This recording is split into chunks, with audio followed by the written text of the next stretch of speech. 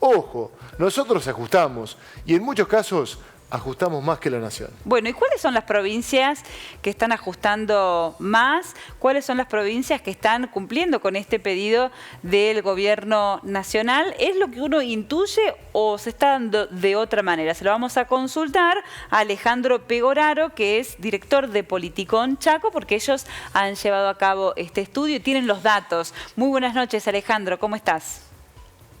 Buenas noches, ¿cómo les va? Muy bien. Un gusto. Si te parece, Alejandro, vamos a ver la trama para terminar de meternos en tema.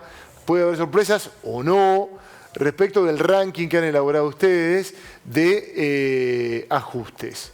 Vemos arriba las que menos, vemos abajo las que más. Siempre nos gusta decir esto. Cava no es una provincia, dejémoslo bien en claro, para empezar.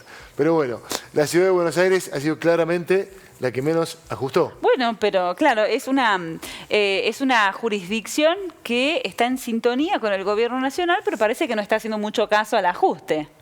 Ahí tenemos los números justamente. Bueno, para decir, por ejemplo, que Cava ajustó en un porcentaje del 10%. Neuquén un 15%, Buenos Aires casi un 20%, Entre Ríos también por allí, 20%, muy similar a Santa Fe, Río Negro 22%. Acá está Córdoba, una de las provincias que más ajustó, 24%.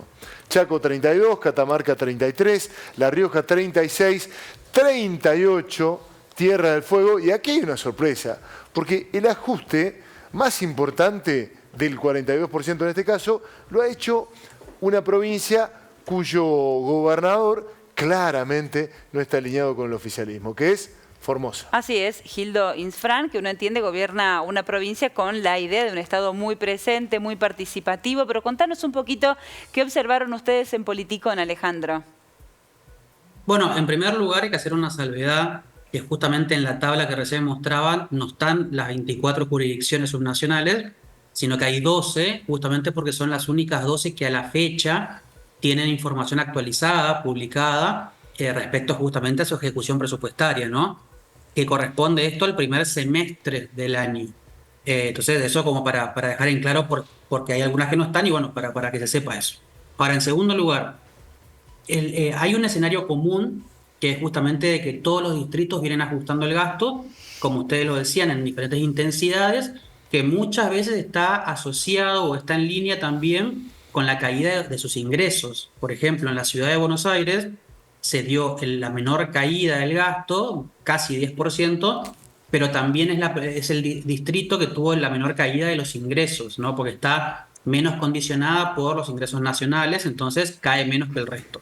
En otras provincias la caída de los ingresos fue mucho más fuerte, pero igualmente el escenario común es que en todos los distritos, más allá de cuál fue la velocidad de la caída de los ingresos, en todos el gasto cayó mucho más fuerte de lo que cayeron los ingresos, lo que ya grafica de antemano que hay una decisión política de las provincias en justamente ajustar de la manera más importante que puedan el gasto público y que en ese sentido justamente, más allá de la cuestión discursiva y narrativa, están cumpliendo un papel en términos fiscales que es prácticamente igual o muy parecido al del Estado Nacional. E incluso aquellos distritos que son mucho más opositores al Estado Nacional y que manifiestan de hecho públicamente que no van a hacer el ajuste que mi ley plantea, la realidad es que son las que están recortando el gasto de manera mucho más fuerte, como Formosa que mencionaron, Tierra del Fuego, La Rioja,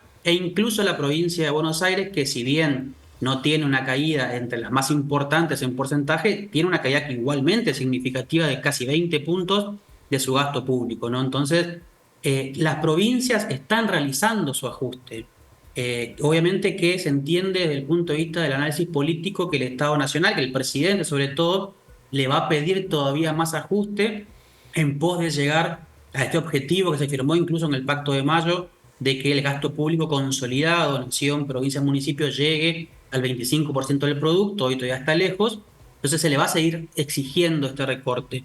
El gran problema que surge de esto es que cuando uno analiza hacia adentro del gasto en estas provincias, la pregunta para el año que viene sobre todo es ¿de dónde más ajustamos? Claro. Que es un poco lo que algunos gobernadores están planteando. Por ejemplo, Puyaro, que fue uno de los primeros que dijo, bueno, el ajuste ya lo hicimos, ¿dónde más querés que yo corte?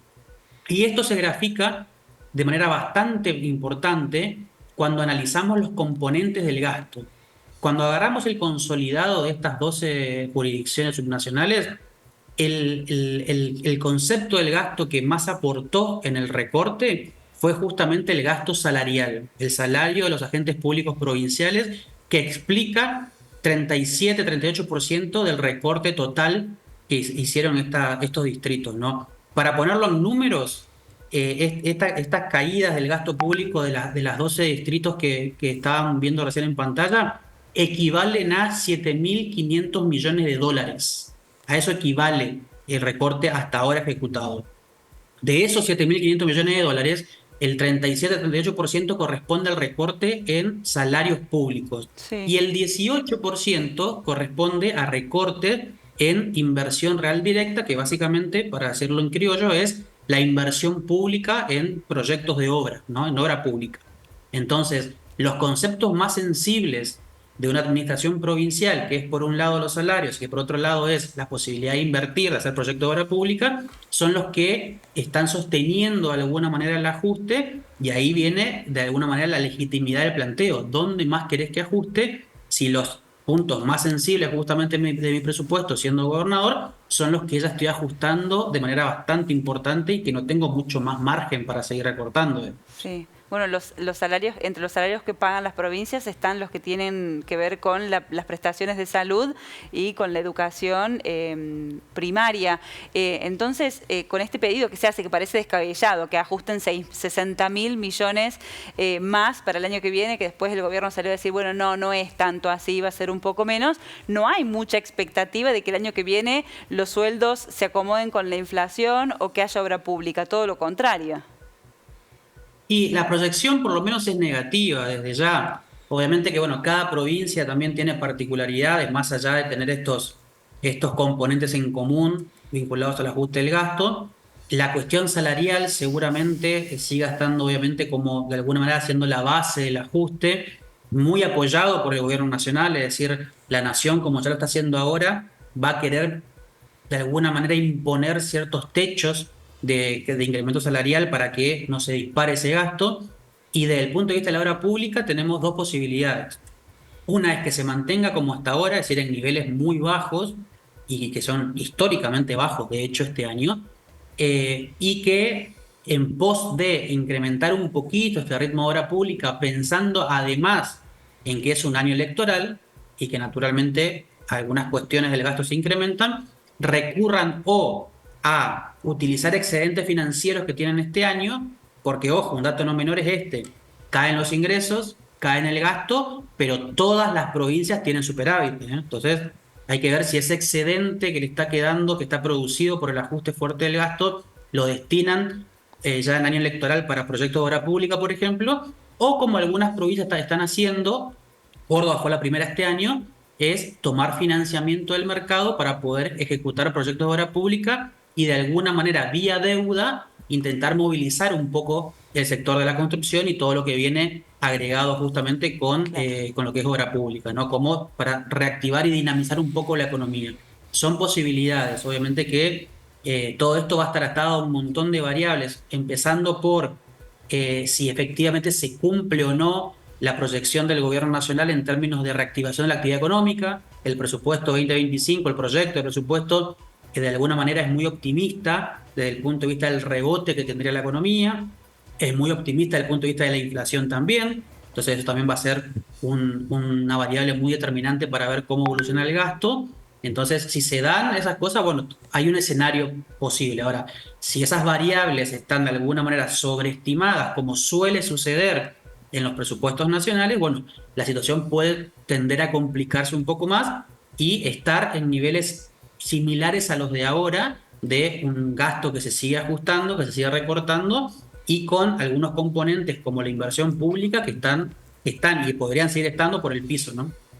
Alejandro, gracias por tu tiempo. Muchísimas gracias, muy amable. Gracias a ustedes. Buenas noches.